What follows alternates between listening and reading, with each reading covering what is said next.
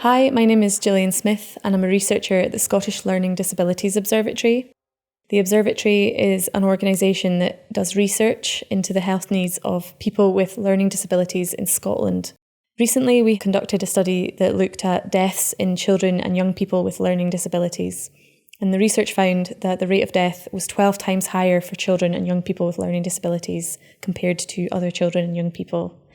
It also found that deaths from respiratory-related illness was 55 times higher than other children and young people. And this included chest infections, as well as aspiration, choking, so when food or drink goes down the wrong way. In order to make Scotland a fairer society, we need to address the health inequalities that people with learning disabilities face. It's really important that we have data on the health needs of children and young people with learning disabilities. They have health issues that can be treated and prevented, often quite simply. However, we need to raise awareness among health and social care workers, educators and families about what treatments can be in place or how we can best recognise and intervene to stop very serious life-threatening conditions. So we've spoken to people who have lived experience and awareness firsthand about these issues, and they have provided core messages that they want you to take away about how these things can be prevented and how we can all save lives by knowing about this information.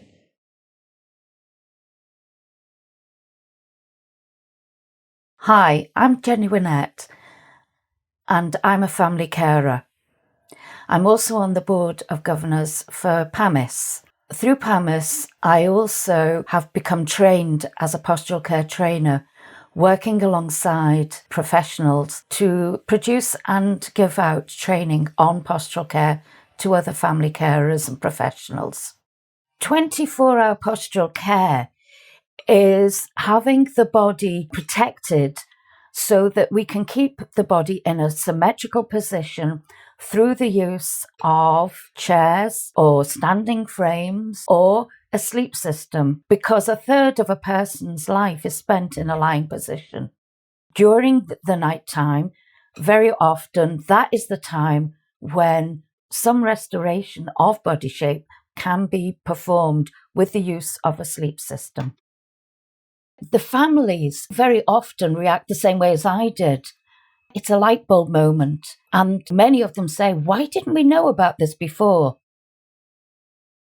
Craig was a brilliant young man. He was a real people person. He loved people and always responded very well to people. This was all taken away from him as time went on because of his body shape.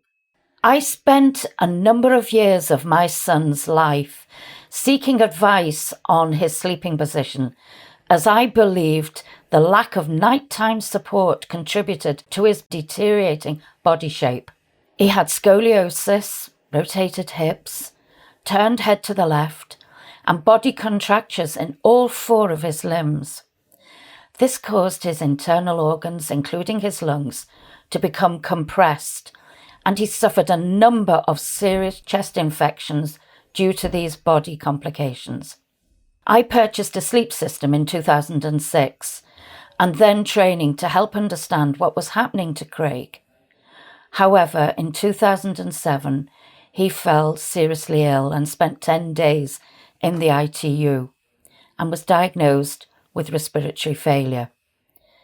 He received oxygen and CPAP, non-invasive ventilation, for the last 18 months of his life, but passed away with pneumonia in November 2008 at the age of 21. Postural care is the responsibility of everybody who is around someone who has body issues. So what we're looking at is, for instance, staff in the school that may be supporting someone, and maybe if they go to respite, staff may need to know about them. Anyone who has carers should know about and be aware of postural care and how to protect the body shape. Families definitely do not know, without being given this information and training, what a difference they can make in protecting their son and daughter's body shape. Chest infections can be prevented by good posture. The way you sit, lie, stand and move can affect the shape of your body. Some people find it difficult to move their own body and need help to be positioned well 24 hours each day. These positions should help the person stay as symmetrical as possible. This is looking the same on each side of the body. Equipment like chairs, standing frames, and sleep systems can help someone's body shape throughout the day and night. Being in a supported position has lots of health benefits, including being able to breathe and swallow better, reducing the risk of choking, aspirating, and developing pneumonia. Families say they need the right information, training, and resources to support their loved ones who need 24-hour postural care to protect their body shape. Sit, lie, stand, and move as symmetrically as possible throughout every 24 hours. Information, training, and resources should be available to help families. Everyone can support the protection of body shape.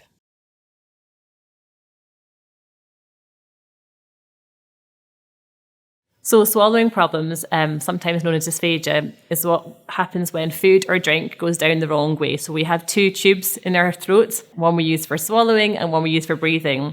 And when food or drink goes down the wrong tube, down into your airway, it might cause you to cough or splutter or choke, or if it enters down into your airway, it's known as aspiration.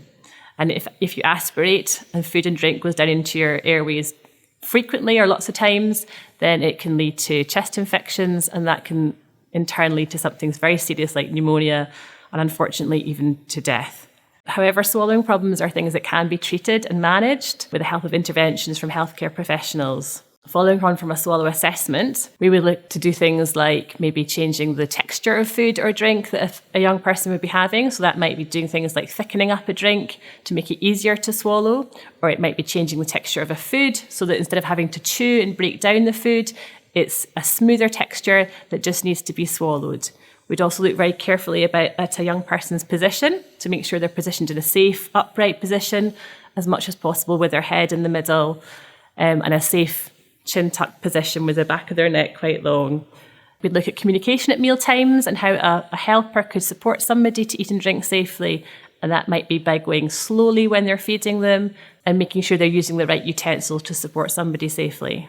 So if you think somebody that you're looking after maybe has difficulties swallowing, there will be some things to look out for, particularly if that young person has communication difficulties and can't tell you that they're having a difficulty at mealtime. So you'd be looking out for things like maybe increased coughing at meal times, maybe a change of colour or some wheezing or sneezing. But it might also be things like meal times are just taking a bit longer and you're noticing perhaps that the young person is not managing to finish their food. Or it might be that just drinking becomes difficult.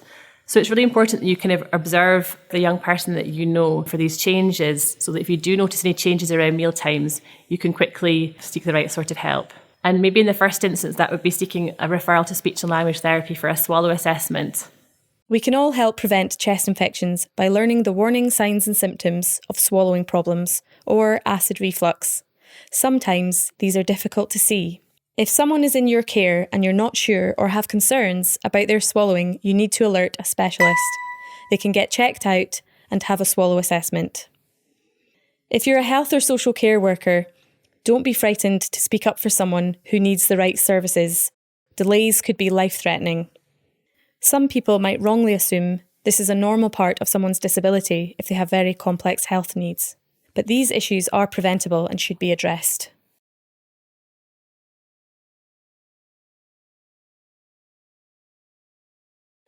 People with learning disabilities, unfortunately, are at higher risk of dying due to a flu-related illness. That's why it's very important for people with learning disabilities to be offered the annual flu vaccination.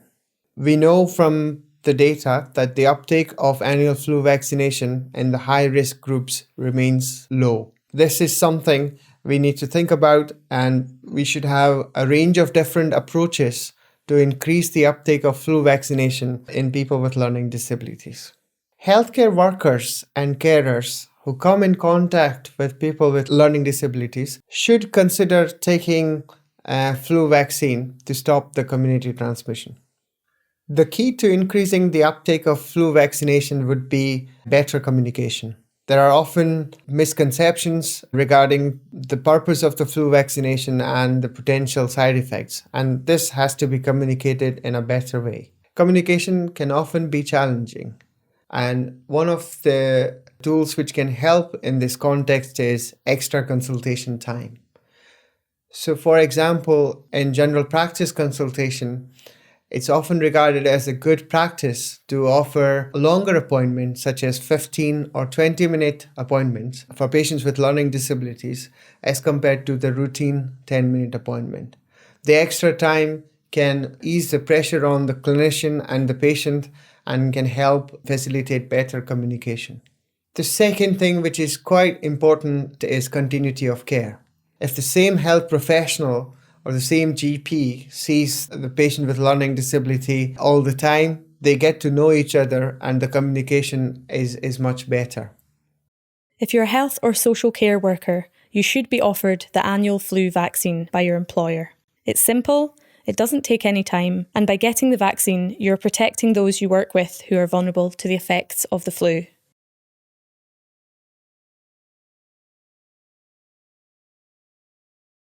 My name is Rosie. I'm a director of People for Scotland, which is the national disabled persons user-led organisation of adults with a learning disability in Scotland. We have worked with the Scottish Learning Disabilities Observatory to make this video. We need services to change to make good healthcare accessible when we need it and to be more inclusive, making sure that we have equal opportunities to check-ups and treatments.